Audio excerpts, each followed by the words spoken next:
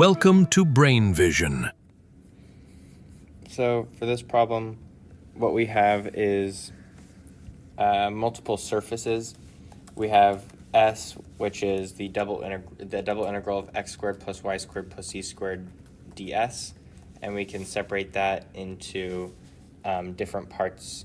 So we have S1 being the curved part of the cylinder, S2 being the upper disk, and S3 being the lower disk. This is how we're going to find the surface area.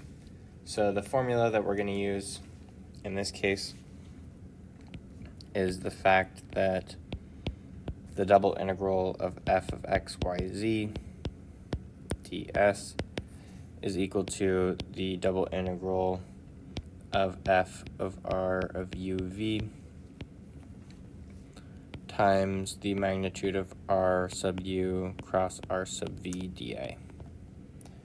Then, if we have a parametric representation of the cylinder, which we do, for S1, what we have is 3 sine u, 3 cosine u v. So with this in mind,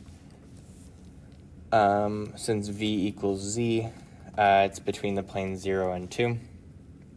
So now when we actually use this, making this r of u of v, our r of u is going to equal 3 cosine u negative 3 sine u 0.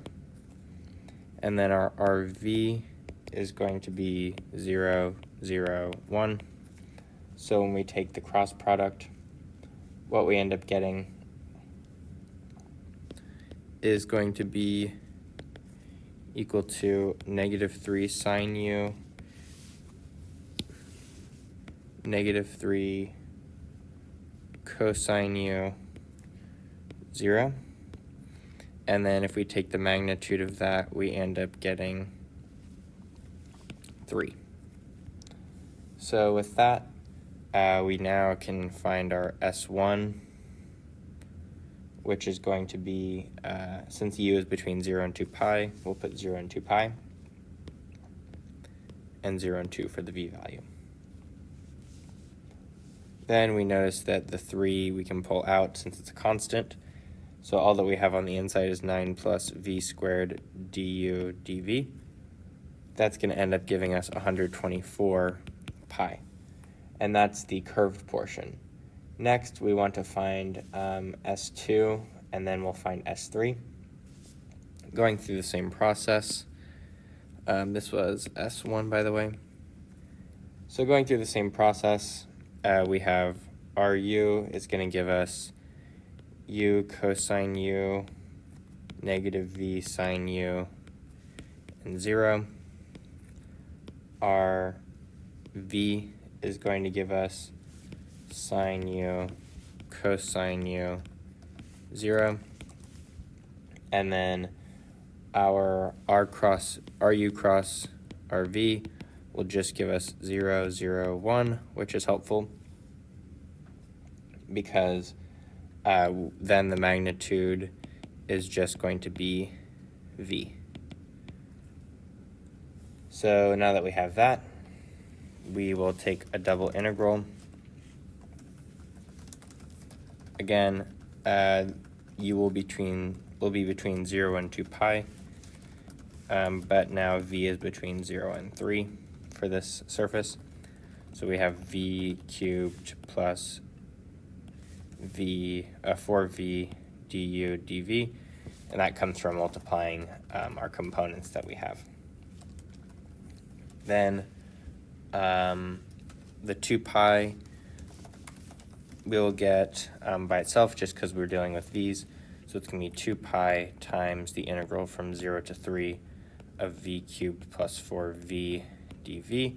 And that's going to give us 153 pi over 2. Then lastly, we want to do this for the lower disk. We'll get an RU of u cosine u negative v sine u 0. RV is going to be sine u cosine u 0. which will give us a cross product, RU, RV, will give us the cross product 0, 0, 1 again.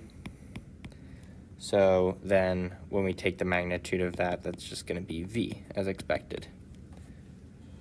Then we take the double integral. We know that U is between 0 and 2 pi, and this time V is also between 0 and 3. So note this is going to be a similar setup. The only difference is once we use our trig identities, this is just going to be V cubed du dv. Obviously, there's no u involved, so that's just going to give us 2 pi out here times the integral from 0 to 3 of v cubed dv, and that'll just give us 81 pi over 2. So now we have our three surfaces, and all we need to do is add them up. So we get 124 pi plus 153 pi over 2 plus 81 pi over 2, and what we end up getting is 241 pi as the final answer.